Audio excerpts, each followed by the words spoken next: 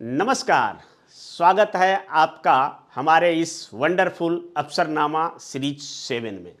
और इस अफसरनामा के 7वें एपिसोड में हम आपके लिए लाए हैं 71वीं बीपीएससी पीटी के लिए बिहार करंट अफेयर्स के लिए काफ़ी एक्सक्लूसिव प्रश्न। और इस प्रश्न को हमने तथ्यवार सार संग्रह के रूप में सजाया है। इस क्लास में कुल 60 प्रश्न और उसके 60 उत्तर होंगे। निश्चित तौर पर यह क्लास आपके लिए महत्वपूर्ण होगा और 71वीं बीपीएससी की फाइनल तैयारी में आपके लिए काफ़ी तुरुप का पत्ता साबित होगा। तो आइए हम चलते हैं प्रश्न के ऊपर। तो आइए अफसरनामा के इस 7वें एपिसोड में Bihar current affairs for 71st BPSC PT. तो आइए हम चलते हैं पहला सवाल। तो पहला सवाल है भारतीय कृषि अनुसंधान संस्थान Indian agriculture research institute Pusa को किस रूप में विकसित किया जा रहा है। तो इसका उत्तर होगा जलवायु अनुकूल कृषि उत्कृष्टता केंद्र के रूप में। बिहार सरकार ने हाल ही में यह निर्णय लिया है और केंद्र सरकार के सहयोग के साथ भारतीय कृषि अनुसंधान संस्थान Indian agriculture research institute Pusa, जो कि समस्तीपुर जिला में स्थित है, इसको जलवायु अनुकूल कृषि उत्कृष्टता केंद्र के रूप में विकसित करने का निर्णय लिया है। चलिए अब दूसरा सवाल पर आते हैं। मुख्यमंत्री नीतीश कुमार ने किस शहर को इंडस्ट्रियल एरिया में बैग का उद्घाटन किया? इंडस्ट्रियल एरिया में बैग फैक्ट्री का उद्घाटन किया। ठीक है, तो इसका आंसर होगा मुजफ्फरपुर। मुख्यमंत्री नीतीश कुमार ने हाल ही में मुजफ्फरपुर के इंडस्ट्रियल एरिया में बैग फैक्ट्री का उद्घाटन किया। ये सारे क्वेश्चन महत्वपूर्ण हो जाते हैं बीपीएससी पीटी के लिए, 71वीं बीपीएससी पीटी के लिए। चलिए अब तीसरा सवाल पर आते हैं।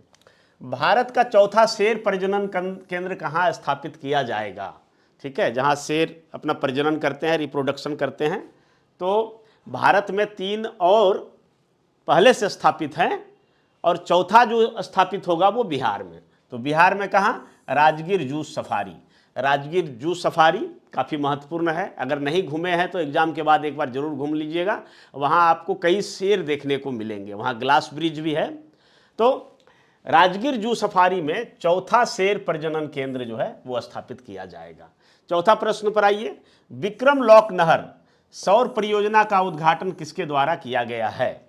यदि आप पटना से सासाराम के रास्ते में या औरंगाबाद की तरफ आएंगे तो विक्रम जो नहर है, तो विक्रम नहर के दोनों तरफ आप देखेंगे काफ़ी सारे सोलर पैनल लगे हुए हैं। ठीक है, इसी का नाम है विक्रम लॉक नहर सौर परियोजना। तो इसका उद्घाटन जो है वो मुख्यमंत्री नीतीश कुमार द्वारा 10 जून 2025 को किया गया। अब इस परियोजना के बारे में हम थोड़ा सा लिख भी दिए हैं। यह परियोजना जल जीवन हरियाली मिशन, ये जलवायु परिवर्तन से निपटने के लिए बिहार सरकार का एक महत्वपूर्ण योजना है, जल जीवन हरियाली मिशन। और इसी के अंतर्गत नीतीश कुमार ने विक्रम लॉक नहर सौर परियोजना का उद्घाटन किया गया। ये महत्वपूर्ण सवाल है। चलिए अगला सवाल देखते हैं। भारत का पहला बीज जीन बैंक किस राज्य में स्थापित किया जाएगा? तो उत्तर होगा बिहार। चूंकि बिहार का सवाल है तो चलिए बिहार, ये तो आसान सवाल है। ठीक है, लेकिन कभी कभी ऐसे सवालों में गलती भी हो जाता है कि लोग सोच के लगा देते हैं बिहार, लेकिन वहाँ पर कोई और होता है। लेकिन ये आप याद कर लीजिए कि भारत का पहला बीज जीन बैंक, ठीक है, बहुत तरह के स्टेम सेल बैंक का नाम सुने होंगे, ठीक है, ब्लड बैंक का नाम सुने होंगे, जहाँ पर इन सब चीज़ों को रखा जाता है। तो पहला बीज जो हमारे पारंपरिक बीज हैं, जो पुराने बीज हैं, कई सारे चीज़ें विलुप्त होती जा रही है, कई खाद्य फसलें जो अब दिखाई नहीं पड़ता है, जैसे सावा, कोदो, मड़ुआ, ये सब अब दिखाई नहीं पड़ता है, कम हो गया है। ठीक है, इसको सुरक्षित रखने के लिए, भावी पीढ़ी के लिए सुरक्षित रखने के लिए ये ज़रूरी है कि हम इसको बचा के रखें। तो भारत का पहला जीन बैंक जो है वो बिहार में शुरू किया गया। और ये बीज जैन बैंक कहाँ होगा? अगला सवाल इसी से जुड़ा हुआ है, छठा सवाल। ये बीज जैन बैंक कहाँ स्थित होगा? तो ये बिहार कृषि विश्वविद्यालय सबौर में। ठीक है, भागलपुर में जो बिहार कृषि विश्वविद्यालय है जो कि सबौर में स्थापित है, तो वहीं पर भारत का पहला बीज gene bank, seeds gene bank स्थापित किया गया है। अब अगला सवाल भी इसी से जुड़ा हुआ है कि बिहार कृषि विश्वविद्यालय, बिहार एग्रीकल्चर यूनिवर्सिटी कहाँ स्थित है? तो ये सबौर भागलपुर, भागलपुर के सबौर प्रखंड में ये स्थित है। ये भी प्रश्न काफ़ी महत्वपूर्ण हो जाता है, इसे आप रखिए। बिहार सरकार ने किस टाइगर रिजर्व में विशेष बाघ सुरक्षा बल यानी special tiger protection force, special tiger protection force गठित करने की मंजूरी दी है? तो आपको पता होना चाहिए कि बिहार में एकमात्र टाइगर रिजर्व है, एकमात्र नेशनल पार्क है, और वो है वाल्मीकि टाइगर रिजर्व, VTR जिसको शॉर्ट में हम लोग बोलते हैं। ये जो टाइगर रिजर्व है पश्चिमी चंपारण में है, ठीक है। और इसके लिए जो बाघ, यहाँ पर जो बाघ है और बाघ की सुरक्षा के लिए जो स्पेशल टाइगर प्रोटेक्शन फोर्स तैनात किए जाएंगे, उसमें 90 जवान तैनात किए जाएंगे, ठीक है। चलिए अगले सवाल पर चलते हैं। बिहार सरकार ने गया शहर का नाम बदलकर क्या करने का निर्णय लिया है? तो ये आप लोग जान चुके होंगे, पहले से भी जानते होंगे, लेकिन महत्वपूर्ण सवाल था, आपके स्मरण के लिए, स्मृति के लिए हमने डाल दिया गया जी। गया शहर का नाम बदलकर गया जी करने का निर्णय लिया गया है, ठीक है। चलिए आगे चलते हैं। हवलदार सुनील सिंह यादव या सुनील कुमार सिंह की शहादत किस ऑपरेशन के दौरान हुई है? तो हाल ही में जो पहलगाम में आतंकी हमला हुआ था बैसरन घाटी में, और उसके लिए जो 26 लोगों को मारा गया था, जो 26 लोगों को आतंकवादियों ने मार दिया था हमारे देशवासियों को, तो उसका बदला लेने के लिए भारत की ओर से, भारतीय सेना की ओर से जो ऑपरेशन सिंदूर चलाया गया था, ऑपरेशन सिंदूर चलाया गया था, तो उस दौरान हवलदार सुनील कुमार सिंह की शहादत हो गई, ठीक है। चलिए अगला सवाल लेते हैं। बिहार राज्य बाल श्रमिक लेते हैं, तो बिहार राज्य बाल श्रमिक आयोग का गठन किस अधिनियम के अंतर्गत किया गया है? तो इसका उत्तर होगा बिहार राज्य बाल श्रमिक आयोग अधिनियम, Bihar state child labour commission act के अंतर्गत इसका गठन किया गया है। नेक्स्ट आइए 12वां नंबर सवाल पर आते हैं। तो ये बाल श्रमिक आयोग से ही जुड़ा हुआ प्रश्न है कि बाल श्रमिक आयोग के अध्यक्ष किसे नियुक्त किया गया है? तो अशोक कुमार जो कि पूर्णिया के हैं, उसे बाल श्रमिक आयोग के अध्यक्ष नियुक्त किए गए हैं। चाइल्ड लेबर कमीशन जो प्रेसिडेंट हैं, जो चेयरमैन हैं, वो अशोक कुमार को नियुक्त किया गया है, और उपाध्यक्ष पद पर अरविंद कुमार सिंह को नियुक्त किया गया है। चलिए अगला सवाल देखिए। बिहार राज्य महिला आयोग के अध्यक्ष के रूप में किसे मनोनीत किया गया है? तो बिहार राज्य महिला आयोग के रूप में अप्सरा, श्रीमती अप्सरा को नियुक्त किया गया है, जो समस्तीपुर की रहने वाली हैं। चलिए अगला सवाल आइए। एशियाई water world census India coordinate meeting का आयोजन किस शहर में हुआ? तो ये पटना 10 से 11 मई 2025 में एशियाई water world census India coordinators meeting का आयोजन किया गया, और इस मीटिंग में कुल 60 से अधिक प्रतिभागियों ने भाग लिया। अगला सवाल पर आइए। फिल्म चंपारण सत्याग्रह, एक फिल्म आजकल आई है बिहार की पृष्ठभूमि पर, चंपारण सत्याग्रह ने म्यांमार इंटरनेशनल फिल्म फेस्टिवल 2025 में कुल कितने पुरस्कार जीते? फिल्म चंपारण सत्याग्रह के लेखक और निर्देशक कौन है? 2 प्रश्न इसमें हमने समाहित कर दिया। तो पहला है 7 पुरस्कार। चंपारण सत्याग्रह आपको याद होगा, गांधी जी ने जो गांधी जी का जो सत्याग्रह का प्रयोग था, जो उन्होंने दक्षिण अफ्रीका में सीखा था, समझा था, प्रयोग किया था सत्य के साथ, तो उसका पहला जो लिटमस टेस्ट है वो बिहार की ही धरती में हुआ था, बिहार की धरती पर हुआ था, और मोतिहारी से उन्होंने कार्यक्रम का शुरुआत किया था। तो चंपारण सत्याग्रह 1917 में चंपारण सत्याग्रह पर बनी एक फिल्म है, जो 1917 में चंपारण सत्याग्रह हुई थी गांधी जी के द्वारा, तो उस पर बनी फिल्म है। तो इन्होंने 7 पुरस्कार जीता, और इस फिल्म के निर्देशक जो डायरेक्टर हैं वो राजेश अस्थाना हैं। चलिए अब आइए, गंगा नदी राष्ट्रीय जलमार्ग 1, गंगा नदी, चूँकि आपको पता होगा कि जलमार्ग भी बनाए गए हैं, जिस तरह से राष्ट्रीय राजमार्ग होते हैं, रेल मार्ग होते हैं, उसी तरह से जल मार्ग भी बनाया गया है। तो गंगा नदी राष्ट्रीय जलमार्ग 1 पर अंतर्देशीय जलमार्ग विकास परामर्श कार्यशाला का उद्घाटन कहाँ हुआ? इस कार्यशाला की अध्यक्षता किस केंद्रीय मंत्री ने किया? ठीक है, तो इसका जो आयोजन है, जो उद्घाटन है, वो पटना में हुआ। ठीक है, और केंद्रीय मंत्री सर्बानंद सोनोवाल ने इसकी अध्यक्षता किया।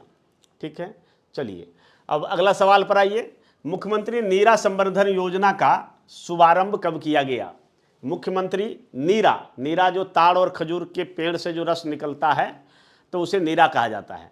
ठीक है, इसे लोग नशे के रूप में भी लेते हैं, परंतु यह स्वास्थ्य के लिए काफ़ी लाभदायक होता है। शराब जिस तरह से हानिकारक होता है शरीर के लिए, तो इसको अगर सीमित मात्रा में लिया जाए तो ये जो है स्वास्थ्य के लिए लाभदायक होता है। तो मुख्यमंत्री नीरा संवर्धन योजना का शुभारंभ कब किया गया? तो 30 अप्रैल 2025 को।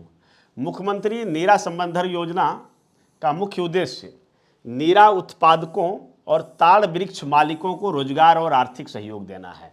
अगर सवाल ये आ जाए कि मुख्यमंत्री नीरा संवर्धन योजना का मुख्य उद्देश्य क्या है, तो जो नीरा जो उत्पादक हैं, जो नीरा बनाते हैं, तो नीरा उत्पादकों और ताड़ वृक्ष के जो मालिक हैं उसको रोजगार और आर्थिक सहायता देना। ठीक है, अगला सवाल लेते हैं। 18वां प्रश्न है, बिहार पर्यावरण विभाग ने हाल में कितने पेड़ों को विरासत वृक्ष, हेरिटेज पेड़ है ना, यानी एक तरह से हेरिटेज ट्री के रूप में घोषित किया है? तो कुल मिला के 32 पेड़ों को विरासत वृक्ष का दर्जा दिया गया है बिहार पर्यावरण विभाग ने। ठीक है, इन 32 वृक्ष में कौन कौन से वृक्ष मुख्य रूप से है? तो आप देख लीजिए, बरगद होना ही चाहिए, पीपल, पाकड़, महुआ, नीम और इमली जैसे स्थानीय और आस्था से जुड़े पौधे को विरासत वृक्ष की दर्जा दिया गया है। ठीक है, तो ये काफ़ी महत्वपूर्ण सवाल है, इसे आप लोग देख लीजिए, याद कर लीजिए। ठीक है, चलिए अब अगला सवाल की ओर आते हैं। पटना उच्च न्यायालय के मुख्य न्यायाधीश, पटना हाई कोर्ट के चीफ जस्टिस कौन बने हैं? तो जस्टिस विपुल मनुभाई पंचोली। पटना हाई कोर्ट के चीफ जस्टिस विपुल मनुभाई पंचोली। अगला सवाल आइए, बिहार के किस प्रखंड को आकांक्षी प्रखंड योजना में बेहतर कार्य करने के लिए नीति आयोग द्वारा सम्मानित किया गया है? नीति आयोग द्वारा सम्मानित किया गया है। ठीक है, तो ये कटिहार का मनिहारी प्रखंड है, मनिहारी, और मनिहारी प्रखंड कहाँ है? तो ये कटिहार में है। मनिहारी प्रखंड को आकांक्षी योजना के तहत 1.5 करोड़ रुपया राशि का पुरस्कार मिला है। चलिए नेक्स्ट सवाल आइए। बिहार की पहली महिला फ्रेंच बॉक्सर, इसको सवात भी बोलते हैं, इस खेल को सवात भी बोलते हैं, कौन बनी हैं? बिहार की पहली महिला फ्रेंच बॉक्सर कौन बनी है? तो उपासना आनंद, उत्तर होगा उपासना आनंद, और ये बिहार के मुजफ्फरपुर जिला से बिलोंग करती हैं। उपासना आनंद ने 6वें एशियन स्वात चैंपियनशिप में भारत के लिए स्वर्ण पदक जीता। ठीक है, चलिए अगला सवाल आइए। तो बिहार को जलवायु अनुकूल खेती को बढ़ावा देने के लिए कितने पुरस्कार प्राप्त हुए हैं? तो 3 पुरस्कार प्राप्त हुए हैं। तो ये 3 पुरस्कार किन किन क्षेत्रों में? तो मृदा स्वास्थ्य चैंपियन, यानी सॉइल हेल्थ चैंपियन है ना, मिट्टी की अच्छी स्वास्थ्य के लिए, जल संरक्षण चैंपियन, वाटर कंजर्वेशन चैंपियन, और जलवायु स्मार्ट कृषि। ठीक है, यानी क्लाइमेट स्मार्ट एग्रीकल्चर श्रेणियों में पुरस्कार प्राप्त हुए हैं। ठीक है, अगला सवाल पर चलते हैं। 23वां सवाल आपके लिए है कि बिहार के किस जिले को विक्रांत को शौर्य चक्र से सम्मानित किया गया है? तो ये है दरभंगा के विक्रांत हैं, और ये कोबरा बटालियन में काम करते हैं जो कि CRPF के अंतर्गत आता है, और विशेषकर ये नक्सलियों से लड़ने के लिए ये कोबरा बटालियन का गठन किया गया था। ठीक है, तो विक्रांत को शौर्य चक्र से सम्मानित किया गया है। अगला सवाल है, प्रधानमंत्री नरेंद्र मोदी ने बिहार में किन 2 रेलवे स्टेशनों का उद्घाटन अमृत भारत योजना प्रधानमंत्री नरेंद्र मोदी ने बिहार में किन 2 रेलवे स्टेशनों का उद्घाटन अमृत भारत योजना के तहत किया?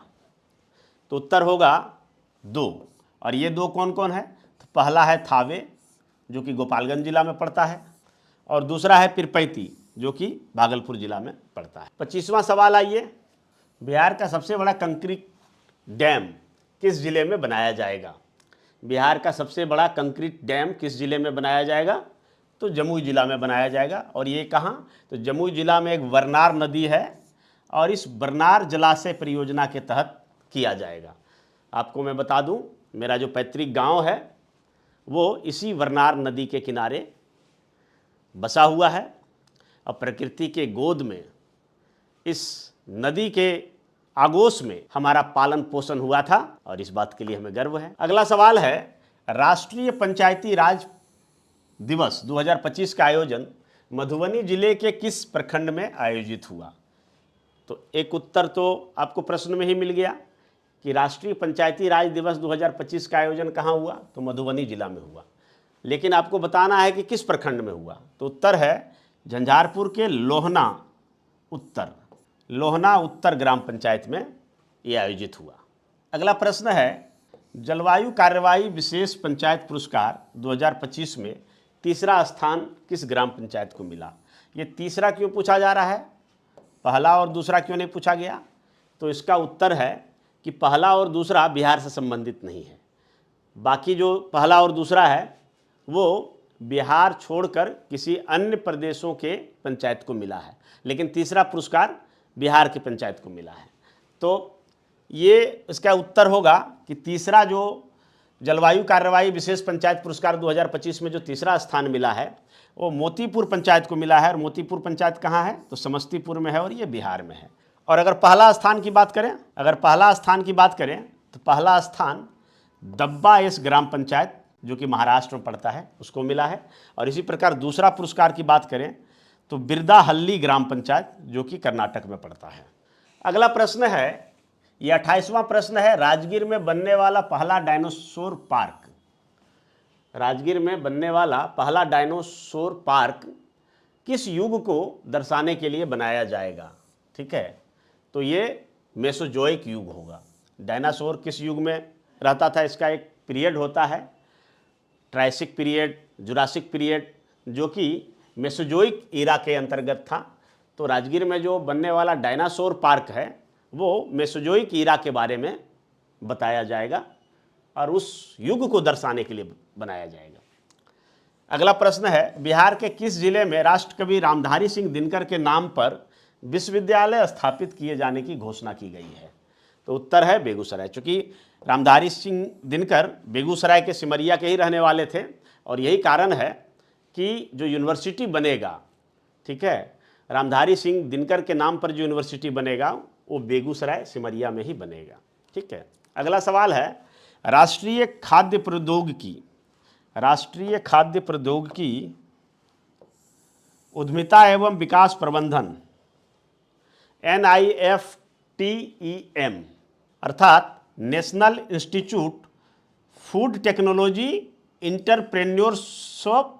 इंटरप्रेन्योरशिप एंड मैनेजमेंट, ठीक है, तो ये राष्ट्रीय खाद्य प्रौद्योगिकी उद्यमिता एवं प्रबंधन संस्थान की स्थापना किस शहर में की जाएगी? तो इसका उत्तर होगा पटना में किया जाएगा। क्योंकि इतना बड़ा संस्थान की स्थापना किया जाएगा तो पटना ही होना चाहिए। ठीक है, तो चलिए हम अगले सवाल पर चलते हैं। IIT पटना को Times Higher Education Asia University ranking 2025 में कौन सा स्थान प्राप्त हुआ है? 191वां स्थान प्राप्त हुआ है। सोचिए कि बिहार का अगर सर्वोच्च इंस्टीट्यूट माना जाए तो IIT पटना को माना जाता है और उसको 191वां स्थान प्राप्त हुआ है, और बेहतर होना चाहिए। बिहार का पहला क्राफ्ट विलेज शिल्प ग्राम किस स्थान को घोषित किया गया है?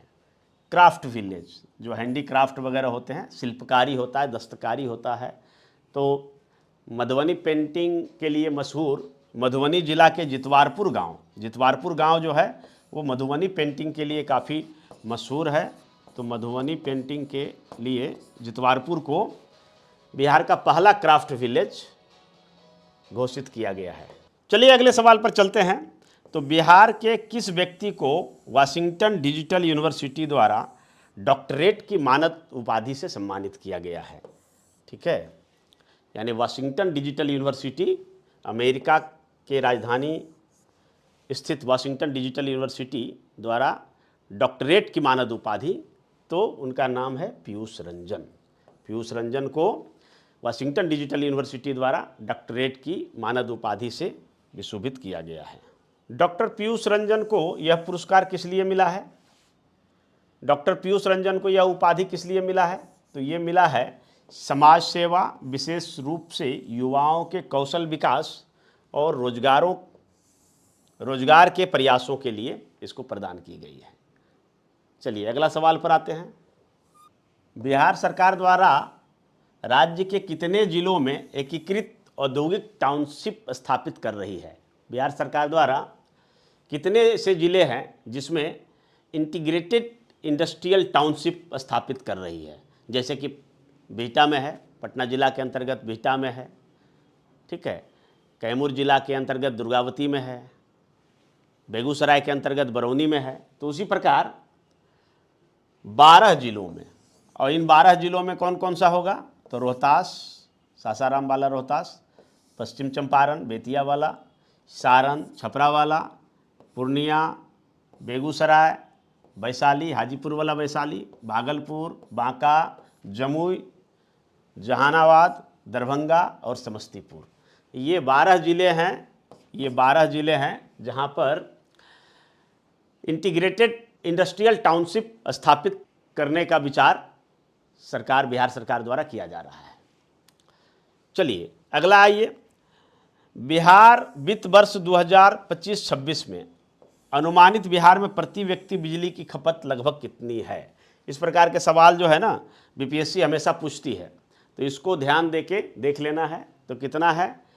363 किलोवाट घंटा। ठीक है, 363 किलोवाट प्रति घंटा ये जो है बिजली का खपत जो है करता है। अगर टोटल जो बिहार में बिजली का कंजम्पशन होता है और उसको बिहार की जनसंख्या से भाग दिया जाए तो इतना निकल कर आएगा। अगले सवाल पर चलते हैं। तो बीती वर्ष 2025-26 के लिए मनरेगा, महात्मा गांधी राष्ट्रीय रोजगार गारंटी योजना के तहत राज्यवार मजदूरी दरों में वृद्धि प्रतिशत किस सीमा में दर्ज किया गया है? ठीक है, तो मुख्य रूप से देखा जाए तो पूरा नेशन वाइड 2.33 से लेके 7.48% के बीच जो है वो वृद्धि दर्ज किया गया है। अब आइए बिहार पर। तो बीती वर्ष 2025-26 के लिए बिहार में मनरेगा के तहत प्रतिदिन की नई मजदूरी दर क्या है? तो 255 रुपया। ठीक है, और अगर इसका देखें डिटेल में पीछे चले जाएं तो बिहार में मनरेगा के तहत प्रतिदिन की मजदूरी दर वर्ष 2024-25 में, यानी पिछले वर्ष कितना था? तो 245 रुपया मजदूरी वर्ष दर थी। अगले सवाल पर आइए। पंचायत विकास सूचकांक 2022-23 में बिहार किन राज्यों के साथ आकांक्षी ग्राम पंचायतों का महत्वपूर्ण हिस्सा है? तो ये है 2 स्टेट है, छत्तीसगढ़ और आंध्र प्रदेश। छत्तीसगढ़ और आंध्र प्रदेश के साथ बिहार भी पंचायती विकास सूचकांक 2022-23 में आकांक्षी ग्राम पंचायत का महत्वपूर्ण हिस्सा है। अगला सवाल आइए। तो मुख्यमंत्री नीतीश कुमार ने अगले कितने वर्षों में पूर्व मुख्यमंत्री और समाजवादी नेता कर्पूरी ठाकुर के नाम पर एक कौशल विश्वविद्यालय स्थापित करने की घोषणा की है? अभी आपको हमने दिखाया कि बेगूसराय के सिमरिया में रामधारी सिंह दिनकर के नाम पर एक विश्वविद्यालय स्थापित किया जाएगा। वहीं नीतीश कुमार, समाजवादी नेता नीतीश कुमार जो कि बिहार के पूर्व मुख्यमंत्री भी रह चुके हैं, उनके नाम पर एक कौशल विश्वविद्यालय यानी स्किल डेवलपमेंट यूनिवर्सिटी स्थापित करने की घोषणा की है। ये काफ़ी ज़रूरी है। बिहार में युवाओं की फ़ौज है और इन्हें रोज़गार नहीं मिलता है। आसपास के पड़ोसी राज्यों या फिर दूर दराज के राज्यों में नौकरी करने के लिए जाते हैं और जो माइग्रेशन का दर्द है वो बिहार का काफ़ी उससे पुराना नाता है। हाल के दिनों में यह और बढ़ा है। तो ये पलायन से छुटकारा पाने के लिए बिहार के युवाओं को स्किलफुल बनाने के लिए ये ज़रूरी है कि उनका स्किल डेवलपमेंट किया जाए, और इस स्किल डेवलपमेंट की दिशा में मील का पत्थर साबित होगा यदि ये कौशल विश्वविद्यालय स्थापित हो जाएगा। तो अगले 5 वर्ष में ये ऐसा किया जाएगा। हालांकि ये क्वेश्चन का आंसर ऐसा नहीं बीपीएससी पूछेगा, लेकिन कहीं ना कहीं जो हमारा कंसर्न है वो इस तथ्य से रूबरू कराना है कि समाजवादी नेता कर्पूरी ठाकुर और बिहार के पूर्व मुख्यमंत्री के नाम पर एक यूनिवर्सिटी स्थापित किया जाएगा। 40वां सवाल होगा इस सीरीज का। हाल ही में बिहार निर्वाचन विभाग द्वारा बिहार राज्य के लिए स्टेट स्वीप आइकन के रूप में किस अभिनेता और अभिनेत्री को नामित किया गया है? ठीक है, तो ये काफ़ी महत्वपूर्ण सवाल है।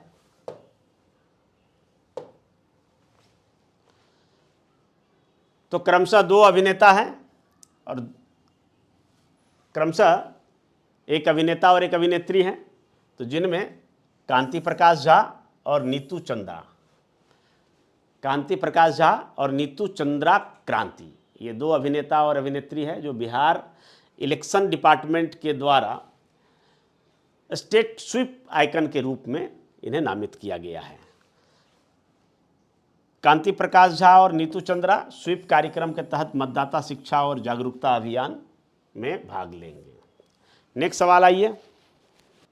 वन महोत्सव 2025 का राज्य स्तरीय शुभारंभ 14 जुलाई 2025 को बिहार के किस स्थान पर किया गया?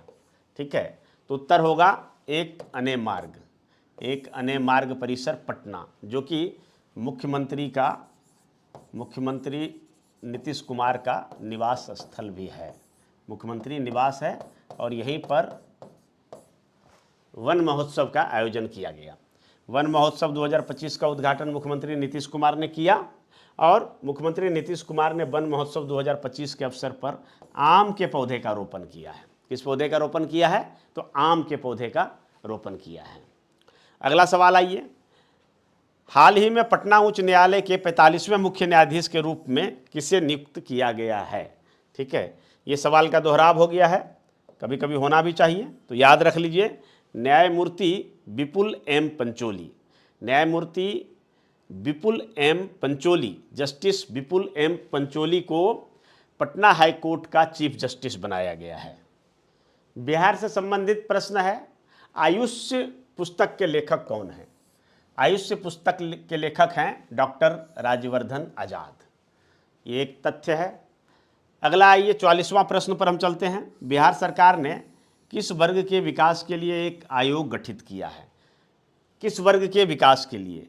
हालांकि आप अक्सर देखते थे कि अनुसूचित जाति, जनजाति और पिछड़े वर्गों के विकास के लिए आयोग का गठन होता था, लेकिन अब बिहार में जो अनारक्षित वर्गों में से आने वाले स्वर्ण जाति, यानी एक तरह से कह सकते हैं अगड़ी जाति या स्वर्ण जाति, जिनमें थोड़ा कुछ विकसित जातियां आती हैं, तो उनके लिए एक स्वर्ण आयोग का गठन किया गया है, क्योंकि यह देखा गया है कि कालांतर उत्तरोत्तर विकास के साथ साथ इन वर्गों में भी कहीं ना कहीं पिछड़ापन है और गरीबी है, और इसीलिए इनका विकास के लिए, इनको विकासोन्मुख राह पर ले जाने के लिए स्वर्ण आयोग का गठन किया गया है।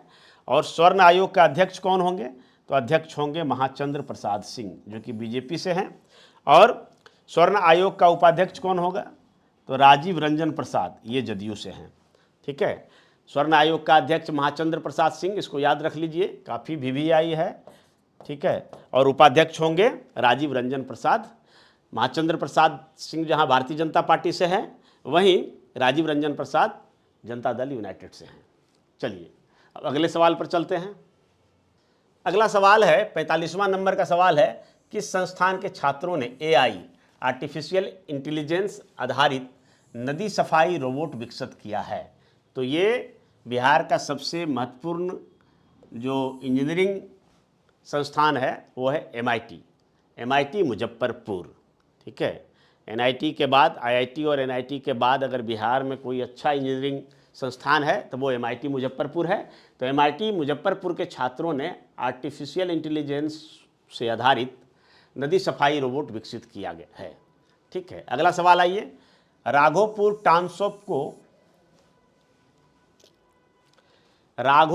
टाउनशिप को किस मॉडल के तर्ज पर विकसित किए जाने की योजना है। ठीक है, तो ये सिंगापुर मॉडल, जिस तरह से नदी के किनारे, समुद्र के किनारे सिंगापुर एक चमचमाता हुआ एक विकसित शहर है, उसी तरह से उसी तर्ज पर राघोपुर टाउनशिप को विकसित किया जाएगा। राघोपुर टाउनशिप में विकास की योजना मुख्य रूप से बाढ़ प्रभावित क्षेत्र को सुरक्षित करने की बात कही गई है। यानी जो राघोपुर दियारा है उसका जो बाढ़ प्रभावित क्षेत्र है तो उसको सिंगापुर मॉडल पर विकसित किया जाएगा। चलिए, बहुत ही अच्छा सोच है। अगला आइए, 47वां नंबर सवाल है, प्रधानमंत्री नरेंद्र मोदी ने काराकाट बिहार में कितनी राशि विकास परियोजनाओं और उद्घाटन का शिलान्यास किया है। ठीक है, तो ये है 48,552 करोड़ रुपए का शिलान्यास किया है। प्रधानमंत्री नरेंद्र मोदी काराकाट आए थे, रैली किए और इसमें बिहार को 48,520 करोड़ रुपया का सौगात दिया ताकि बिहार में विकास परियोजनाओं की जो गति है वो तेज हो सके। चलिए, अब अगले सवाल पर चलते हैं। तो ये आइए सवाल है, Navinagar super power thermal power project, Navinagar super thermal power project stage 1, ये औरंगाबाद जिला में पड़ता है, कि कितने करोड़ की अनुमानित लागत है। ठीक है, यानी कितना करोड़, तो 29,930 करोड़, 29,930 करोड़ की अनुमानित लागत है Navinagar super thermal power project stage 1।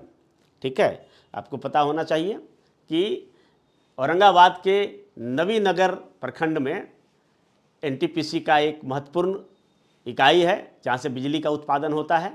तो उसकी जो स्टेज 1 जो पूर्ण होने की जो बात है तो उसमें 29,930 करोड़ रुपए का खर्च आएगा। ठीक है, फिर चलिए आइए, 49वां प्रश्न है, प्रधानमंत्री द्वारा उद्घाटित एलिवेटेड हाईवे का निर्माण किस शहर में होगा। ठीक है, एलिवेटेड यानी सड़क से ऊपर जो फ्लाईओवर। ठीक है, तो ये गोपालगंज बिहार के गोपालगंज जिले में प्रधानमंत्री ने उद्घाटन किया है एलिवेटेड हाईवे का और उसका निर्माण किया जाएगा। अब आइए सीरीज का 50वां प्रश्न।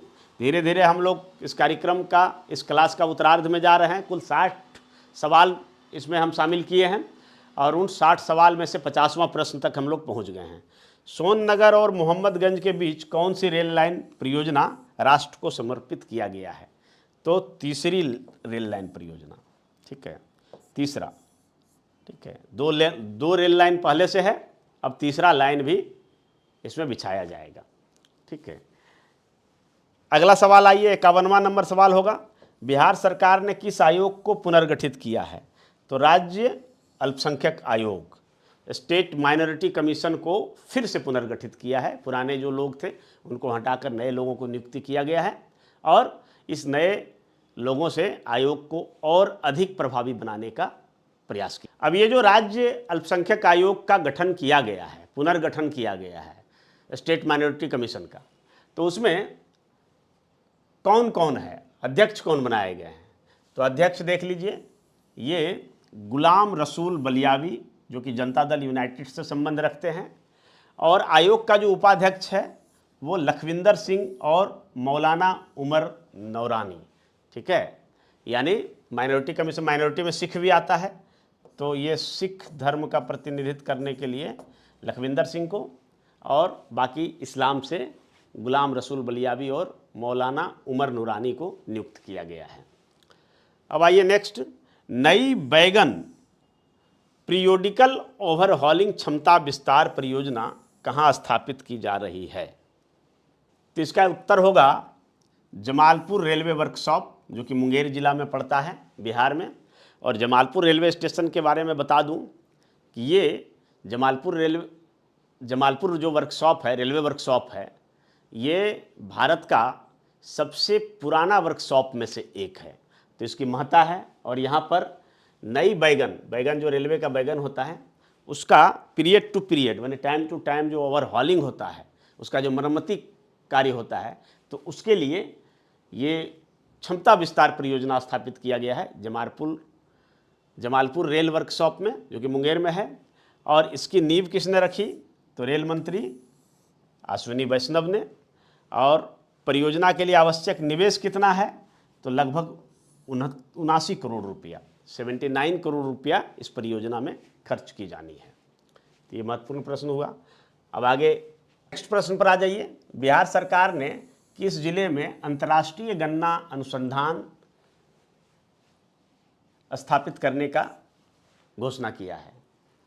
बिहार सरकार ने किस जिले में अंतर्राष्ट्रीय गन्ना अनुसंधान केंद्र स्थापित करने की घोषणा की है? ठीक है, तो आंसर होगा समस्तीपुर का पूसा। ठीक है, पूसा में कृषि विश्वविद्यालय भी है। तो यह नया अनुसंधान केंद्र वैश्विक स्तर की तकनीकी और वैज्ञानिक सहायता प्रदान करेगा। समस्तीपुर का जो पूसा है एग्रीकल्चर यूनिवर्सिटी, तो वहाँ पर ये होगा। ठीक है, अब अगला सवाल आइए। राष्ट्रीय स्वच्छ गंगा मिशन, राष्ट्रीय स्वच्छ Ganga mission, national mission of clean Ganga की कार्यकारी समिति की 61वीं बैठक की अध्यक्षता किसने की? ठीक है, तो राजीव कुमार मित्तल, जो कि महानिदेशक हैं राष्ट्रीय स्वच्छ गंगा मिशन का। इसमें कुल कितने करोड़ का सीवरेज परियोजना की स्वीकृति दी गई है?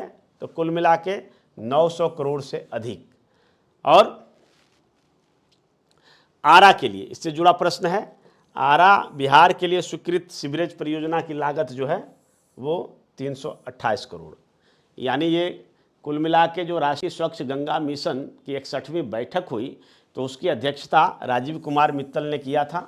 ठीक है, और इसमें 900 करोड़ से अधिक की राशि स्वीकृत किया गया, और जिसमें से आरा के लिए 328.29 करोड़ रुपया स्वीकृत किया गया है। चलिए अब नेक्स्ट सवाल पर चलते हैं। प्रश्न है, किस विश्वविद्यालय में मलेशिया की सहायता से बौद्ध आर्टिफिशियल इंटेलिजेंस की शुरुआत किए जाने की घोषणा की गई है? तो ये होगा, जैसे ही इस प्रकार का प्रश्न हो, बौद्ध जुड़ा हो, तो समझ जाइए ये नालंदा महाविहार होगा। तो नालंदा महाविहार, ठीक है, ये रूइंस ऑफ नालंदा जो हम देखते हैं नालंदा के खंडहर, तो वहीं पर है नालंदा महाविहार। और वहाँ पर मलेशिया की सहायता से बौद्ध एआई की शुरुआत की गई है। नेक्स्ट सवाल आइए। बिहार के किस विश्वविद्यालय ने एसोसिएशन ऑफ इंडियन यूनिवर्सिटीज़ की सदस्यता ग्रहण किया है? तो ये नया नवेला स्थापित बिहार का खेल विश्वविद्यालय स्पोर्ट्स यूनिवर्सिटी बिहार, जो कि राजगीर में है, तो उन्होंने एसोसिएशन ऑफ इंडियन यूनिवर्सिटीज़ की सदस्यता ग्रहण किया गया है। और आपको ये बता दें, ये बिहार का पहला खेल विश्वविद्यालय है जिसे यूजीसी की मान्यता भी प्राप्त हुआ है। ठीक है, इसमें विशेषकर खेल और शारीरिक गतिविधियों से जुड़े कोर्स संचालित किए जाएंगे। विश्वविद्यालय को यह अधिकार है कि वो अन्य कोर्स भी संचालित कर सकते हैं। चलिए आगे आइए। बिहार सरकार ने किन 2 फसलों को नकदी फसल के रूप में मान्यता दी है? नकदी फसल में जनरली कपास, गन्ना, ये सब आता है। ठीक है, परंतु बिहार सरकार ने हल्दी और ओल को भी, हल्दी एक प्रकार का मसाला है, पीले रंग का होता है, और ओल एक प्रकार का सब्जी है, तो ये दोनों को क्या किया है कि नकदी फसल के रूप में मान्यता दिया है। अगले सवाल की ओर चलते हैं। सवाल है, कैमूर जिले में वर्ष 2025-26 में हल्दी की खेती के लिए कितने एकड़ का लक्ष्य निर्धारित किया गया है? हल्दी की खेती के लिए कैमूर जिला में, बिहार के सीमावर्ती जिला कैमूर, यहाँ पर हल्दी की खेती के लिए 15 एकड़ का लक्ष्य निर्धारित किया गया है। अगला सवाल आइए। उत्तर बिहार ग्रामीण बैंक और दक्षिण बिहार ग्रामीण बैंक का विलय हो गया है, और इस विलय के पश्चात जो नया बैंक बना है उसका नाम होगा बिहार ग्रामीण बैंक। ये कब किया गया है? बिहार ग्रामीण बैंक कब किया गया है? तो 1 मई 2025 से उत्तर बिहार ग्रामीण बैंक और दक्षिण बिहार ग्रामीण बैंक का मर्जिंग हो गया है, और इस मर्जिंग के फलस्वरूप एक नया बैंक बना है जो कि बिहार ग्रामीण बैंक कहलाएगा। और ये कब हुआ है? तो 1 मई 2025 को। और इस सीरीज का अब चलिए अंतिम प्रश्न लेते हैं, और वो है, बिहार की पहली फिल्म सिटी किस जिले में स्थापित की गई है? बिहार की पहली फिल्म सिटी किस जिले में स्थापित की गई है? तो पटना के बगल में जहानाबाद डिस्ट्रिक्ट है, तो जहानाबाद डिस्ट्रिक्ट में बिहार का पहला फिल्म सिटी स्थापित किया जाएगा। तो ये हमारा आगामी 71वीं बीपीएससी पीटी जो कि 13 सितंबर को आयोजित होना है, उसके लिए बिहार करंट अफेयर से संबंधित एक तथ्यवार सार संग्रह था, जिनमें 60 प्रश्न को शामिल किया गया था और 60 प्रश्न का उत्तर भी आपको मैंने बताया है। तो निश्चित तौर पर ये आपकी तैयारी में काफ़ी मददगार साबित होगा। जल्द ही हम आगे की कार्यक्रम में अफसरनामा का जो 8वां सीरीज होगा उसके अंतर्गत भी हम बिहार करंट अफेयर से ही संबंधित सवालों को लेकर आएंगे। तो आपके सफलता के सफ़र में हम सफ़र बनकर मैं हमेशा आपके साथ रहूँगा। और हमारा चैनल का नाम है उमेश सर 2.0 KCA कंचन करियर एकेडमी, और लाखों लोगों को मैंने पढ़ाया है और हज़ारों को सफलता की मंजिल तक पहुंचाया है। आशा है आप भी उनमें से एक होंगे। जल्द ही हम हाजिर होंगे दूसरे एक्सक्लूसिव बिहार करंट अफेयर्स के साथ अफसरनामा के 8वें सीरीज में। तब तक के लिए आप तैयारी में लगे रहिए, लक्ष्य पर निगाहें फोकस रहिए, स्वस्थ रहिए, मस्त रहिए। धन्यवाद। जय हिंद।